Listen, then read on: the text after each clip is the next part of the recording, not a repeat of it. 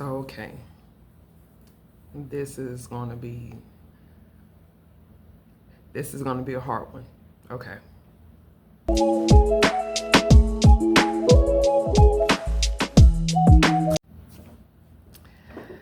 Hi, and we're back again for another series. So I'm the resource field woman, and I'm here to share stories that will help other women gain resilience and live a life of less stress. So I want to begin this series about how I decided to give up custody of my daughter, my firstborn. So I want to start off with a little bit of background. So this will probably be a 3-part series because, again, there's a lot of events that happen before a major decision or conclusion is made about anything in life. And especially with me, I'm a person that gives a lot of thought to things. A person that does things based on a foundation of principle and integrity. So I live my life with a lot of accountability.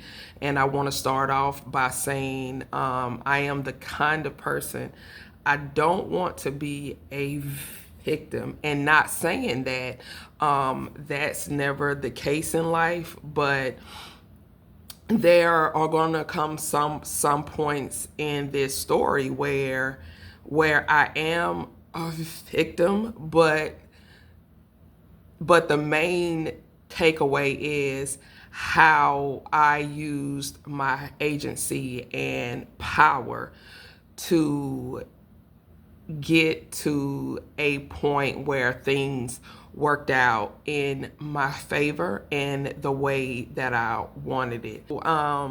Going back in time, I began college the fall of 1997, so I am definitely dating myself here. And I graduated in 2001. I met my daughter's father while we were both in college. We both had different majors, and we would have never actually ended up on the same side of campus had there not been a mutual meeting point. So there was a time where I was working out. I called myself trying to lose the freshman 15 my senior year and that I had gained my freshman year. And college was a lot of fun for me. It was like the best 4 years of my life. I absolutely loved school. I loved college. So we met in the fall of 2000. Okay, and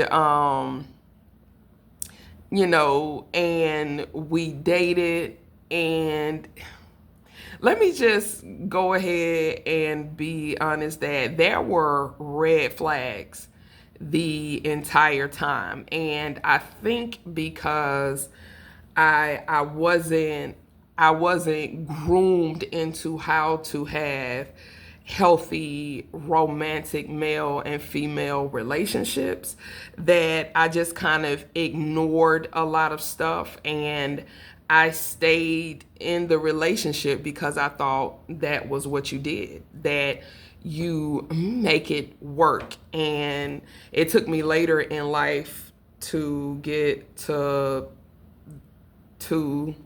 the truth that that's not true. Okay, at least it's not true for me. Okay. So anyway, we met at the gym. He worked out a lot. He was into martial arts and things like that.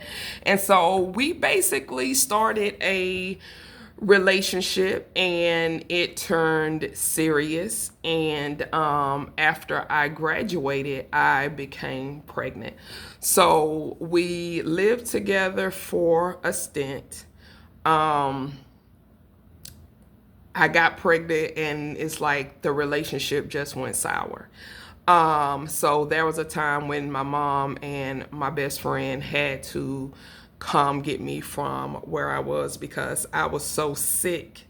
And this was my first pregnancy. I didn't know what to expect, and it just took a really great toll on my body. And shout out to my mom during that time because she really made my pregnancy fun. Like every day before she got off work, she would call me and like we would go shopping for the baby.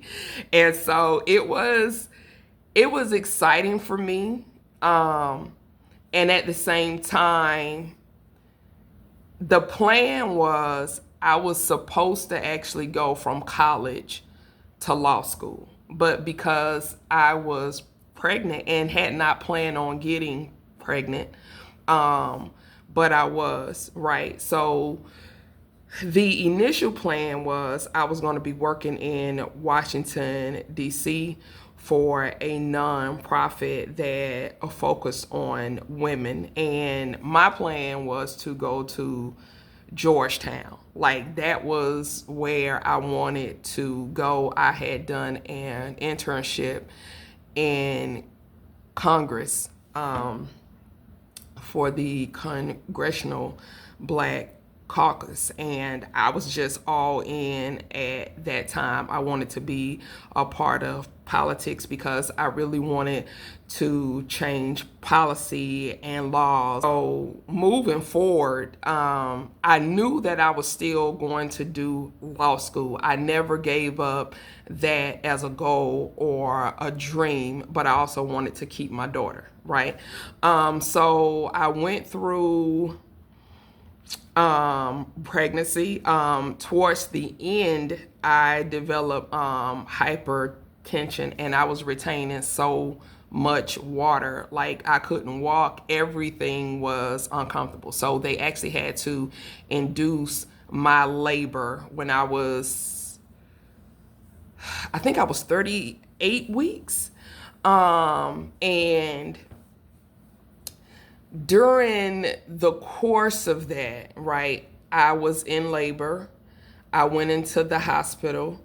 And honestly, by the time I went into like full blown labor, like having to push and deliver, it was too late for any drugs that I might have wanted anyway. And shout out to my nurse, was great. She was supposed to leave shift at like, I want to say 7:30, 8 o'clock. She stayed on shift until I had my daughter, and I had my daughter at, I think it was 11:19 a.m. And I wanted to wait on my OBGYN. So I'm holding the baby in, and they're like, you can push. And Colleen said, we can deliver this baby right now. But I just wanted to wait on my doctor. I don't know. I just felt like, I just thought it was a safer way. And during my delivery, my daughter's shoulders got stuck. She was a big baby. She ended up being 9 pounds, 12 ounces. And her shoulder got stuck.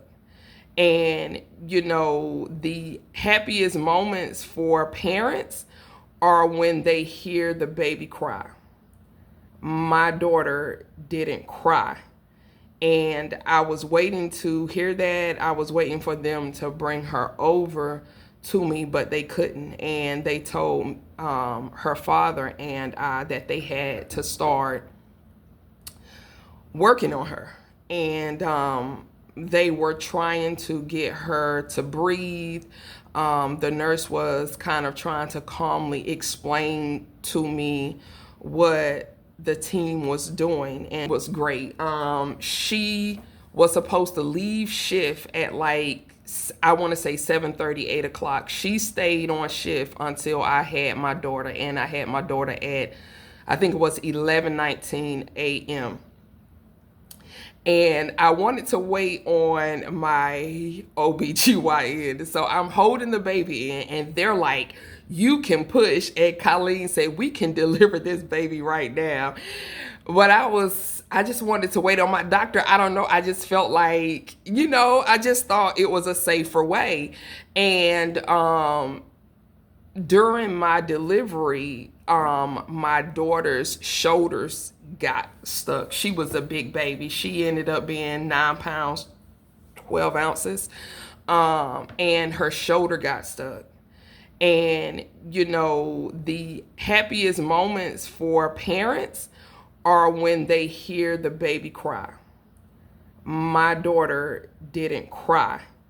And I was waiting to hear that. I was waiting for them to bring her over to me, but they couldn't. And they told her father and I that they had to start working on her.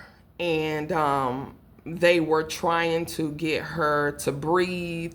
The nurse was kind of trying to calmly explain to me what the team was doing. And so finally, we heard her cry. She didn't cry long, right? And so we heard her cry, and her shoulder was dislocated. And there was other things going on. To be honest, it was like almost 24 years ago now, so I don't really remember everything going on, but she stayed in the NICU for 7 days. And so they just wanted to get her stabilized because they wanted her lungs completely clear. So I have my daughter, and we take her home, right? And there's so much that I remember during this time. And like, we were two people that graduated from college, from a big, university. And you don't go there unless you really want to be successful. So he and I both had planned to, either go on to graduate school or like have a professional terminal degree. And it was always my goal since my sophomore year in college that I was going to get my JD, right? So everything seemed very normal with my daughter in the beginning. And again, shout out to my mom, because like every month my mom would celebrate my daughter's like anniversary. So there was like a 1 month and a 2 month, and she always brought her a gift. She always she would print out these cards for her. And so I ended up going to a store and like getting a 1-year scrapbook to like keep everything in, because I wanted her to see how much love she had around her. And during that time too, my best friend played such a pivotal role, because that was my first child. So I didn't really know how to be a mom, didn't really know how to take care of a baby. So shout out to her, and she know who she is. I'm not gonna say any names, but that's my girl. And she really, really helped me, because I was like, sometimes I ain't even know what to do. But so she got to her 1 month, my daughter got to her 2nd month, and then her 3rd month. I had decided to apply to law school where I was. It wasn't Georgetown wasn't my first choice, but it was a good school. And when I worked my senior year in high school, actually after I graduated, I had worked for two lawyers, and one of them had gone to this school, and she had transitioned during my time in college from like having her own law firm to becoming district attorney, right? So she had written me a letter of recommendation. I also had one from her husband, and I also had one from my criminal justice professor in college. So I was like, I was ready to go. It was the morning of my LSAT. So I'm sitting there. It's like 1 o'clock, 2 o'clock in the morning. And I'm studying because at 8 o'clock I was supposed to take the LSAT, right? And the LSAT is the SAT for law school that you take in order to apply and go through that whole round of trying to get accepted, right? So backing up a little bit, the night before, my daughter, she didn't seem to be feeling well.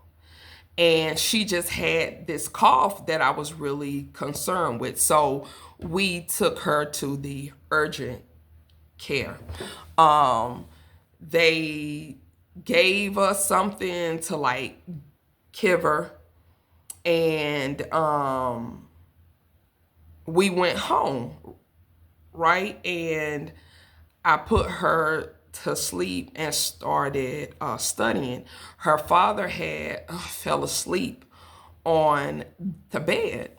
And for some reason, he got up about, I guess it was about 2:15, because my idea was I wasn't even going to sleep. When you're young like that, you can pull all-nighters. And having gone through 4 years of rigorous courses in college, I was so used to pulling all-nighters before final exams that it was nothing for me. I was locked all the way in. And he got up about 2:15.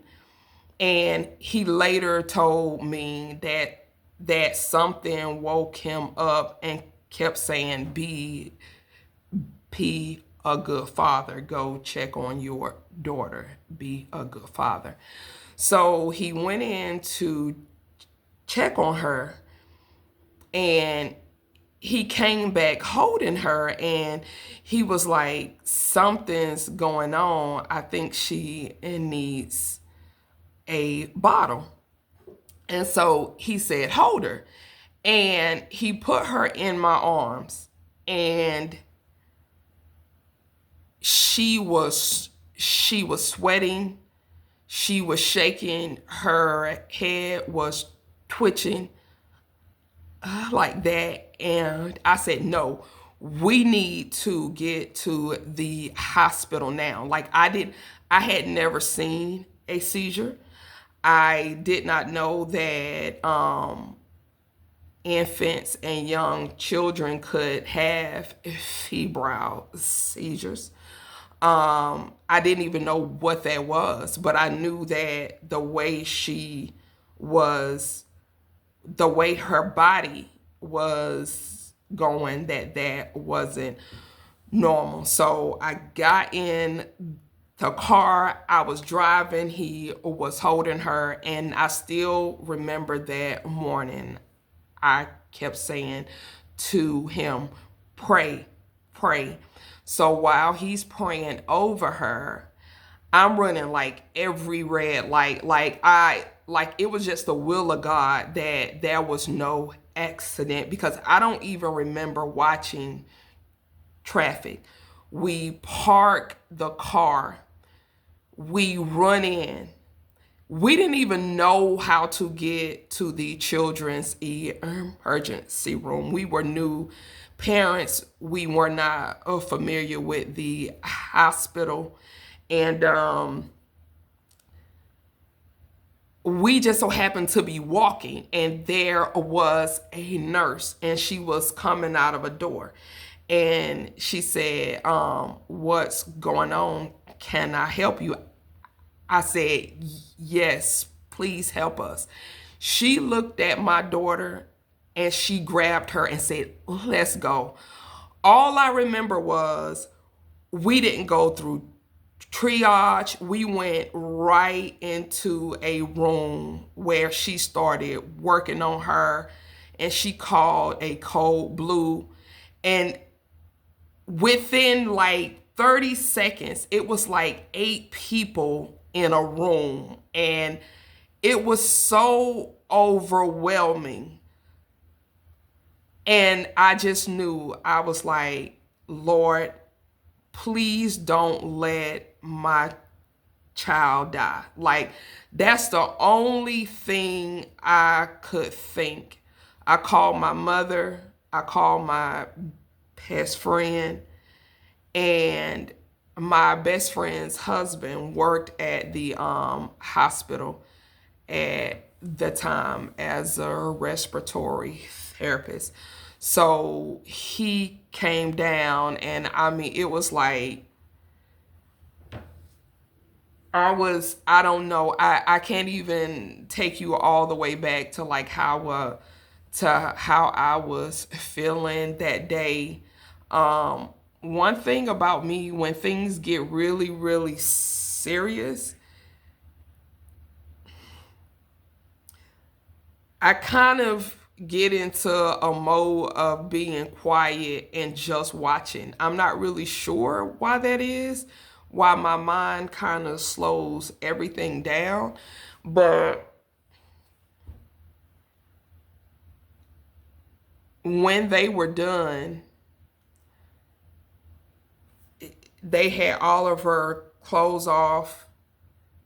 And again, she's 3 months, so she's a baby. Like, she's small. They had all of her clothes off, and it was just her diaper on, and there were all of these tubes.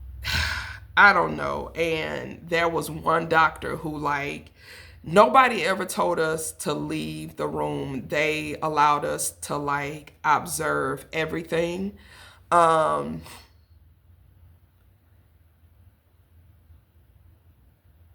I don't think that I've ever felt like that ever again in my life. I think that was the most dramatic and traumatic thing with someone close to me that has ever happened. And once they were done and we went upstairs, they were transporting her. So we had time to talk to the head doctor, and I forget what his name was. It seems like I can remember everyone else's name, but I just can't remember his. But I remember him speaking to us really, really calmly and making sure that we understood everything. And he told us that she had had a febrile seizure, and that they had to put her in a medically induced coma because they could not stop her from seizing. We found out once we had got her there that her fever was like 106. I don't know how long my baby had been that hot, that her fever had got that high. I praise God and am still to this day thankful that her father, that spirit spoke to him to get up, because there is no doubt in my mind that had I waited and he slept and I kept studying, that when I got up to leave that morning and check on her, that she would have passed away in her sleep. So a day goes by and 2 days goes by, and she's not waking up on her own, and they're checking on her. Third day goes by, the doctor comes and he speaks with us, and he makes it really clear that my daughter should have woken up by now. And not only should she have woken up by this time, if she wakes up, she should be moving, she should have recovered. And so we just kind of chalked it up to, okay, her body's really, really tired. Me as a person, I'm a person that pays a lot of attention to detail. And with my daughter, I would wash her hair, and when a baby's born, their skull isn't fully closed, so like there's a really soft spot on the top of their head, and hers was almost closed up. And I told the doctor on day 4 when he came in, I said, there's something wrong, because this soft spot was almost closed, and I am for sure that it is wider than it was last week. And he asked me, are you sure? I said, I am positive. At this time, a machine was still breathing for my daughter. She had woken up by day 5, but she couldn't move. And like she was like a floppy doll is the best way I can describe it. She still could not breathe on her own. And they finally came in and told us, like, this isn't normal, and we think that there is something underlying where we need to do more tests. And I think that we've done all that we can for her here. So we need to send her to a specialty children's hospital.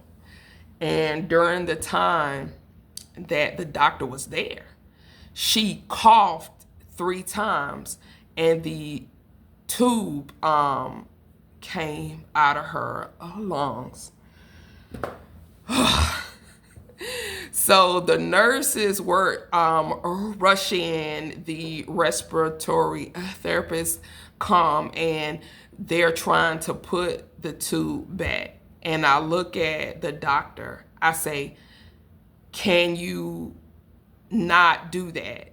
And he said, what do you want to do? I said, can we see if she can just breathe on her own? And so the doctor told everyone to stop and stand by. And he said, okay, we are going to give it 1 minute. So it literally went from giving her 1 minute to 3 to 5 to 7 to 10. And then they monitored her for the next hour. And so she had opened her eyes, and she was breathing on her own.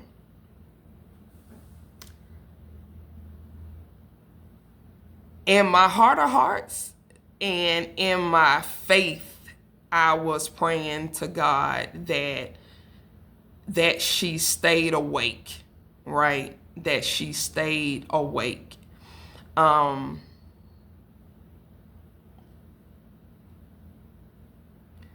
she stayed awake, but she was never the same again. And that completely changed the trajectory of my life. And at that time, I was a person where I planned everything. A, B, C, D, E.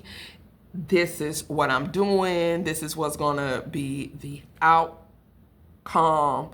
So I had all of these big plans, not just for my life, but for my daughter and the future of me and her father, and all of that literally changed overnight. And I will talk about the aftermath of this in part 2.